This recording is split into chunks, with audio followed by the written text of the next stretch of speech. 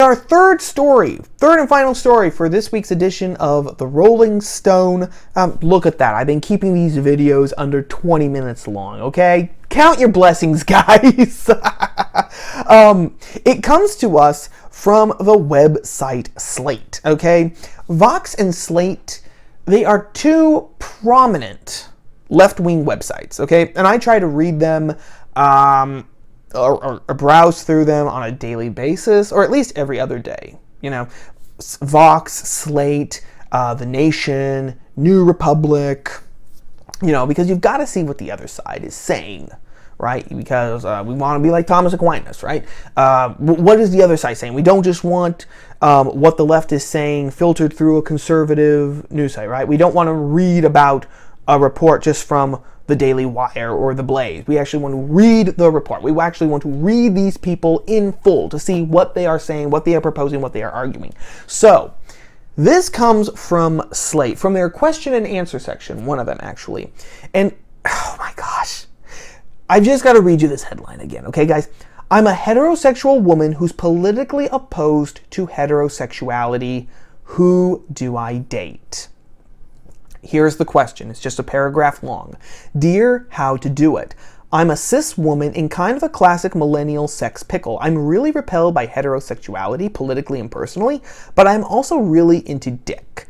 I've been thinking maybe I should look for bi-curious gay dudes, but I'm not sure how best to do that. Rich, what would you think of a woman being on Grindr or Scruff? I do want to be respectful of gay men's spaces and not horn in where I'm not welcome, but I really would love to find a verse guy with queer politics who would be up for casually dating a woman. What do you think? If you were me, where would you look?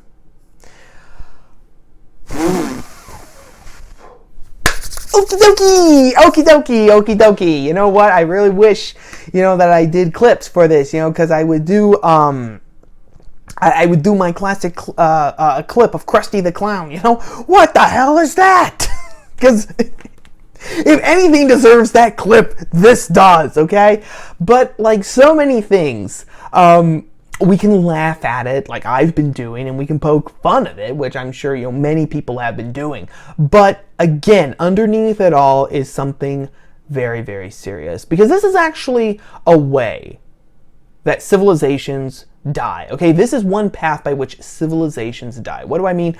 By reducing everything down to the political. Okay, heterosexuality. I am politically opposed to heterosexuality. Okay.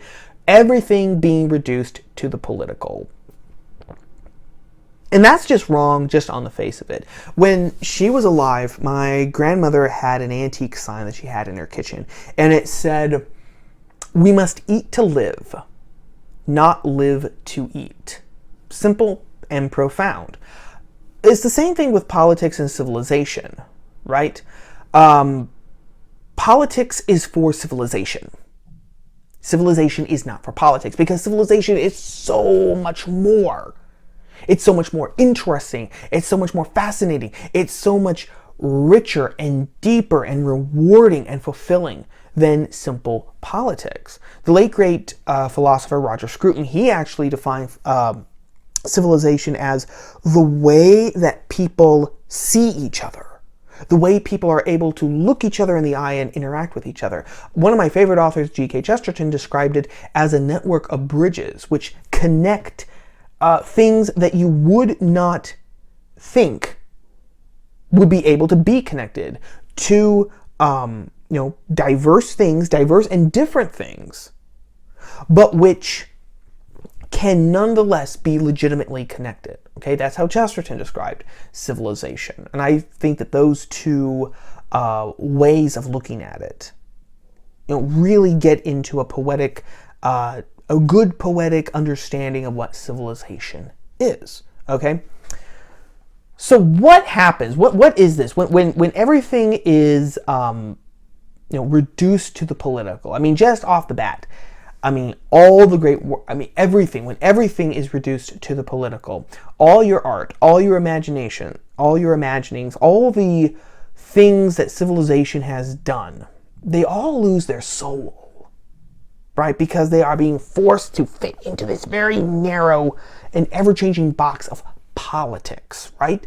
Civilization is supposed to be long-lasting. Politics is the here and now. Civilization is supposed to be the long game. So really you are, confining what something that is supposed to be, for all intents and purposes, infinity. It's not really. No civilization is infinite. But let's just say that for the sake of argument. And you are reducing it to the here and now.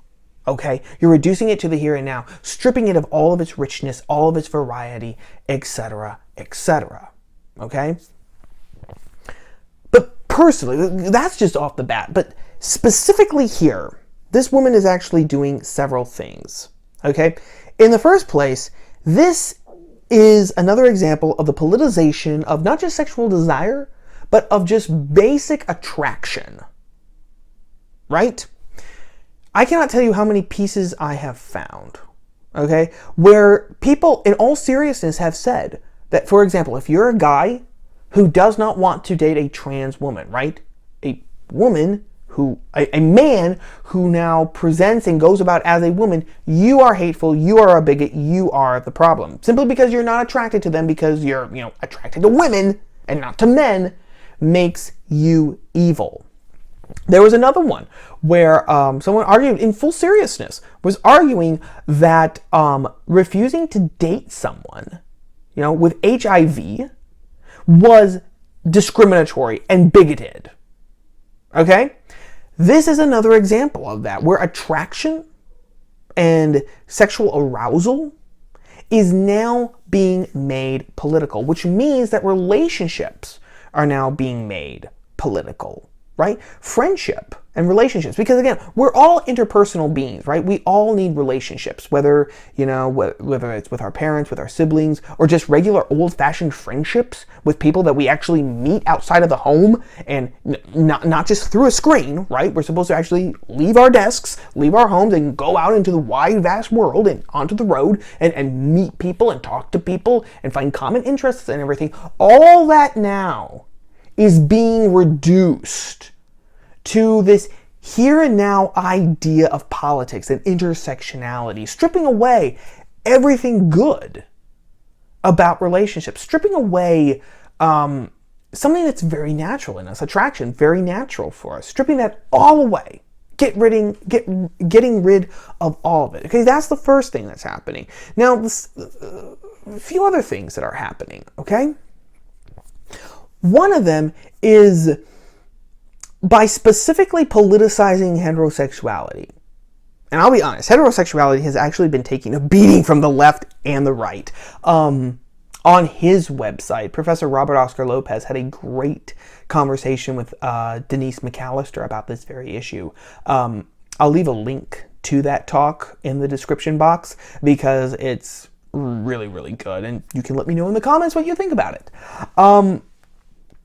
But this politicization of heterosexuality, it is another attack that there is nothing natural or normal in the world, right?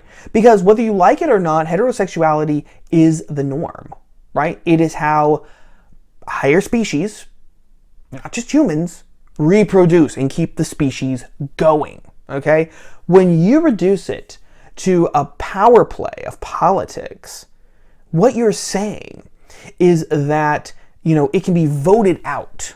Like in regular politics, people can take a vote and decide this is normal, that's not. So again, the status quo all is in flux. Again, we do not align ourselves to reality. Reality must be made to bend to our will, one way or another.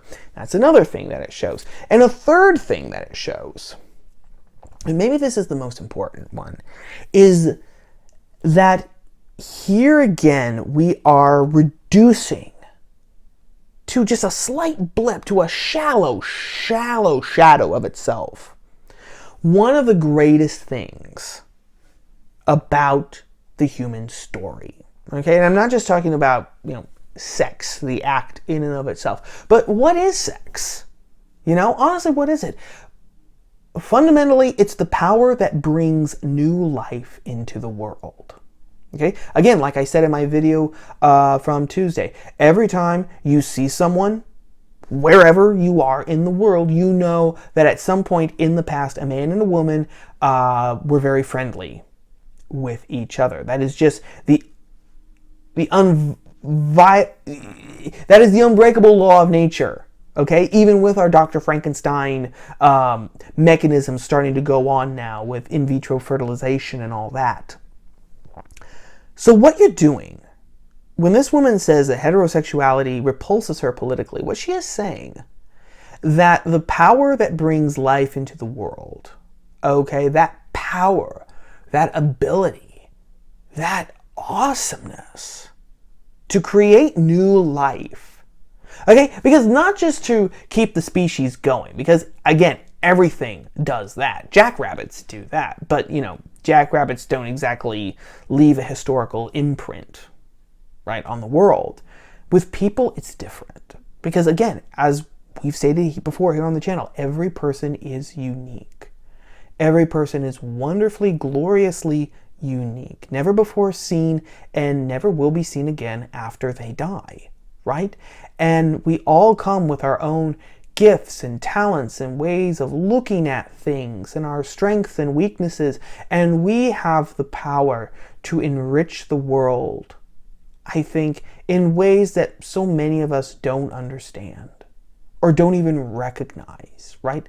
And it doesn't have to be anything grandiose or anything. It could be as simple as, in our own local communities, right? I saw that when my grandfather died, as a matter of fact.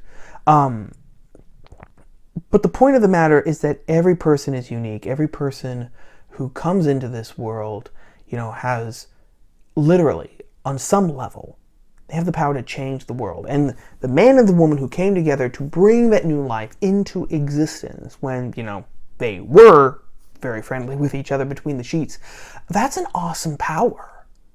That's an awesome power. It's not just continuing the species so the species can go on, our duty to the species, etc., etc., etc.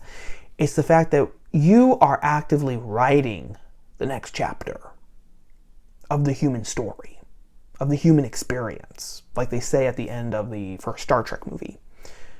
That's amazing. That's awesome, right?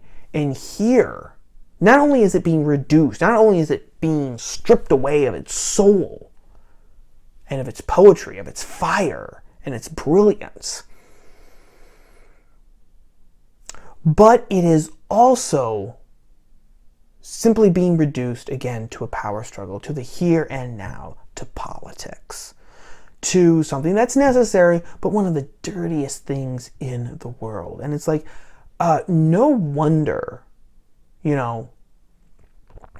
BDSM and things like that are actually increasing, because we have such a low opinion of sex. It's really amazing when you think about it, for being as sex craved as our society is, okay? Don't believe the tripe about how Americans are still puritanical about sex, etc., etc. That is a flat out lie.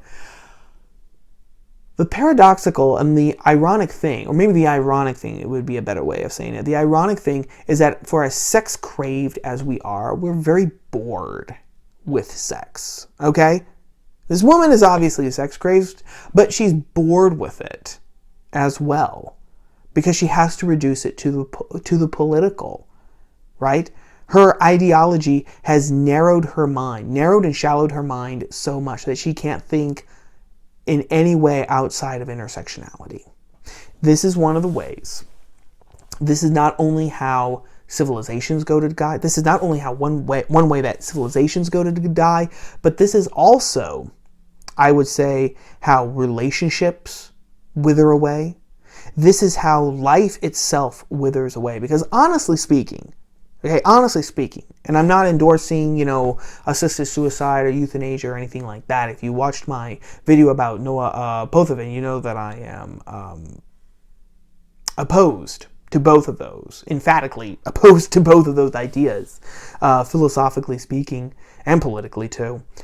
But seriously, if those things, if friendships, if the power to create new life, if marriages and everything are just another aspect of the political, because everything is political. The personal is political, as the second wave feminist said. If that's all that there is to life, then life isn't worth living.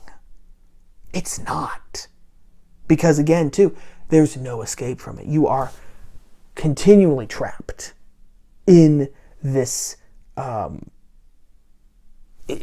these mummy bandages of politics, trapping you in the here and now. You can't reach out to the past. You can't dream to the future.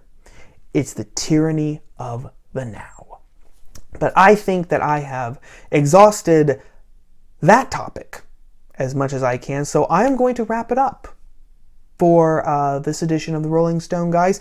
Hope you enjoyed the videos. Have a great weekend. I'll chat with you on Tuesday. Ciao, gang.